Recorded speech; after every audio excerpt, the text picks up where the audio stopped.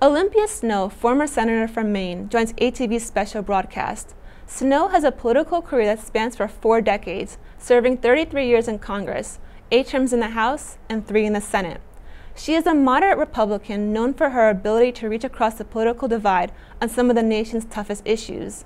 Last year, she decided not to seek re-election to the Senate because of her frustration with Congress's inability to work together to solve our nation's problems.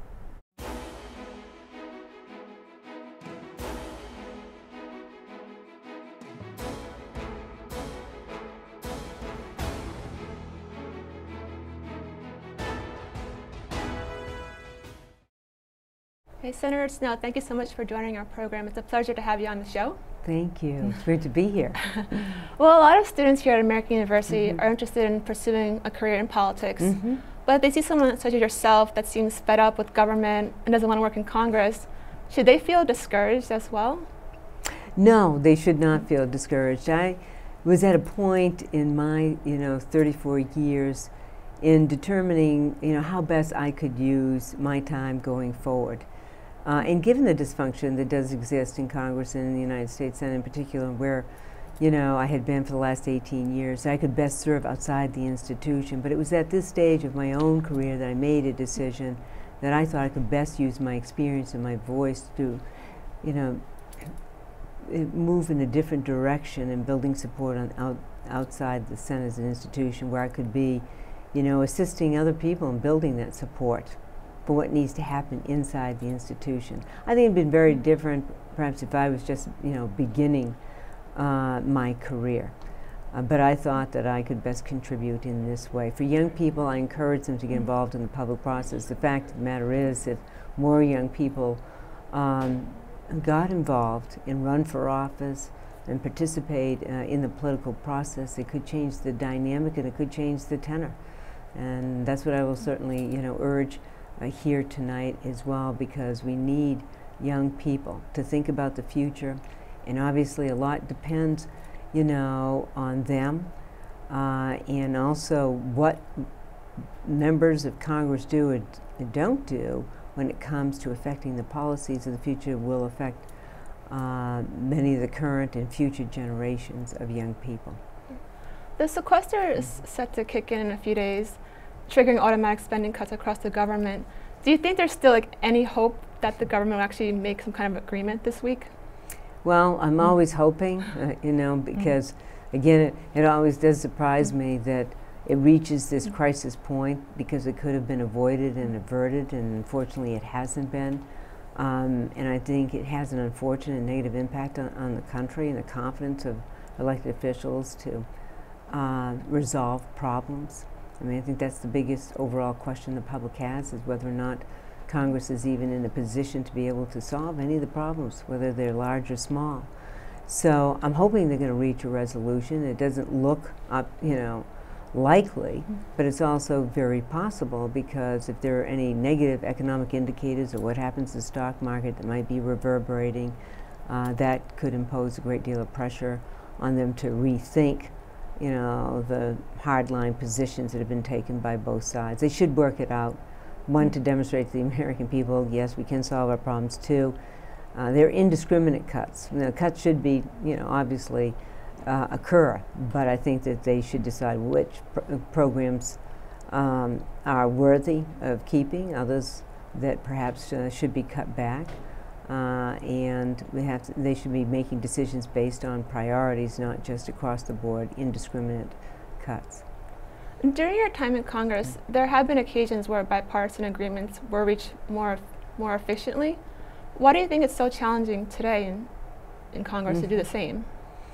Well, there's so many different factors that have contributed to the polarizing dynamic. I think, obviously, you could look at we obviously have a 24-hour news cycle that generates a lot of attention, and of course you have redistricting in the House where you have more homogenized districts where they either represent red states or blue states, and so people don't have much of a challenge. There are not very few competitive districts anymore in the House of Representatives. You have the outside groups, the third-party groups that influence and affect these elections now. And so it has a spillover effect in the legislative process, and positions are assumed even before, you know, lawmakers even have a chance to engage in any kind of thoughtful debate. So, and for all of those reasons and more, that it is having a great deal of influence in the process in Washington. There are very few people now who are in the middle, you know, to build those political bridges, because if people work across the political aisle and they represent, if they're, you know, Republican representing a red state or Democrat representing a blue state, and they're both solid in those categories, then they have less of an incentive to work across the aisle because it could invite a primary challenge. So there's so many factors involved, and I think that really it's going to come time we have to systematically address some of these issues so that we can get back to building the consensus that's so critical, that's absent today. A lot of people blame President Obama for the divide in Congress and the problems they're having. Is there more President Obama could be doing to unite Congress? Well, he could certainly engage in more outreach. That's always very helpful in building the lines of communication. I think that's probably one area where, you know, he hasn't been aggressive, much more tentative and reluctant, you know, to work, you know, with other members of Congress, both within his own party as well as with Republicans, and having regular leadership meetings down at the White House. I mean, all of that could have been very helpful. But it takes both sides, obviously. And finally, you have to have the executive and the legislative branches working together. You know, things can't happen without both of them fully engaged in the legislative process to make things happen, to bring about, you know, solutions. They should be agreeing on what the agenda will be, the issues going to focus on, and figure out how to work it out, bring people in, sit around the table, and engage them. And I think that that helps to remove a lot of the barriers that otherwise exist today. And you are now the co-chair of the newly created Commission on Political Reform. It's a group created to promote bipartisan cooperation and also make policy recommendations. You wanted to make policy recommendations for the electoral system and congressional reforms. In regards to the electoral system, what kind of changes would you want to see implemented? Well, it's obviously something we will determine as we launch this effort on the Commission on Political Reform, beginning next week at the Reagan Library, and then in July in Philadelphia, Ohio in the fall, and then the Kennedy Institute next spring in Massachusetts. But it will be a national conversation on these questions. What are the causes and consequences of the political divide that you know, we're experiencing here in Washington? And the second part of it is what kind of changes, both you know, through the legislative and political reforms that will be so critical. For example, redistricting is one aspect that might be very important. We want to elicit public input to determine what best, you know, what are the better recommendations that we should put forward at the end, you know, in the conclusion of these national conversations. But I think redistricting is one that I certainly would recommend, you know, having independent commissions in the states, you know, to draw up these congressional districts so they're much more competitive than they are today. That certainly sounds like it would be helpful.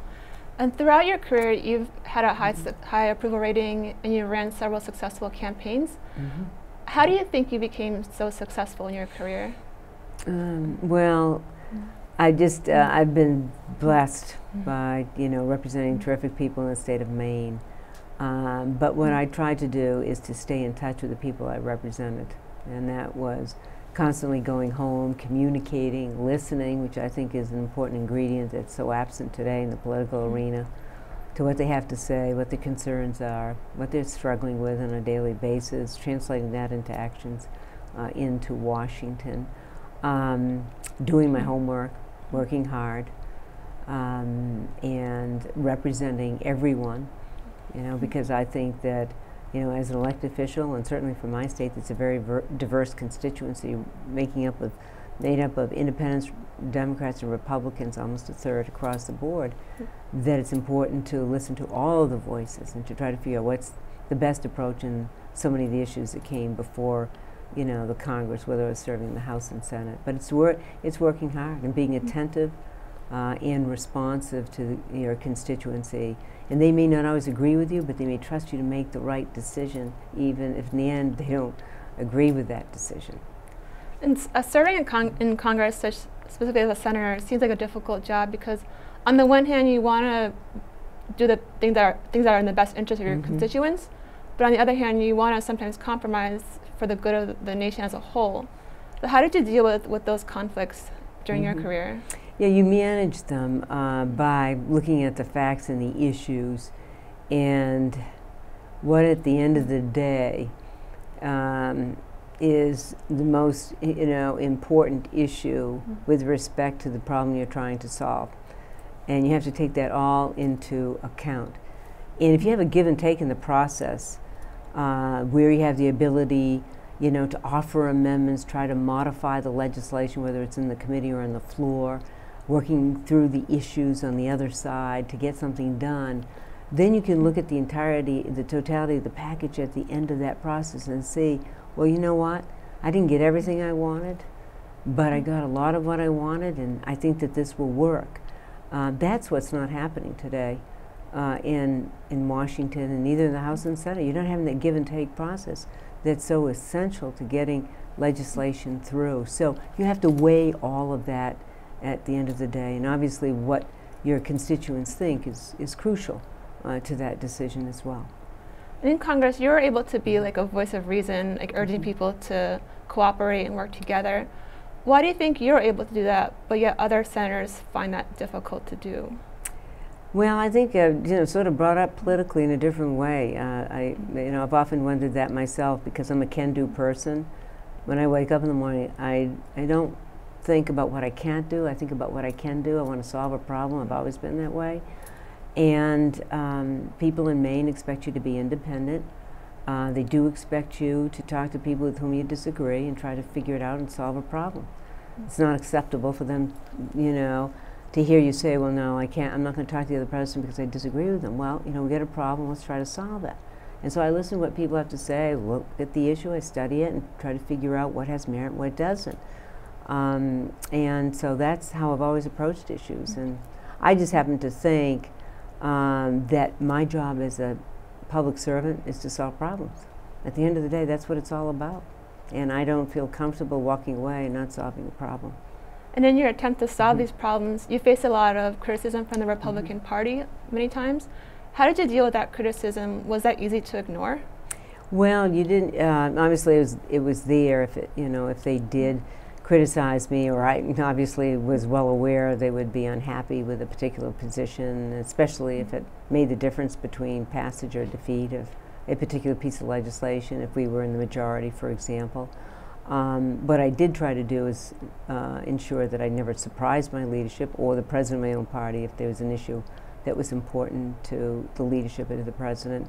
But I just made it clear what my position was, and I didn't waver if it was a critical issue, and one in which I had taken a stand that was consistent with my views, and I thought it was that important. So you really have to know it's important and it's right.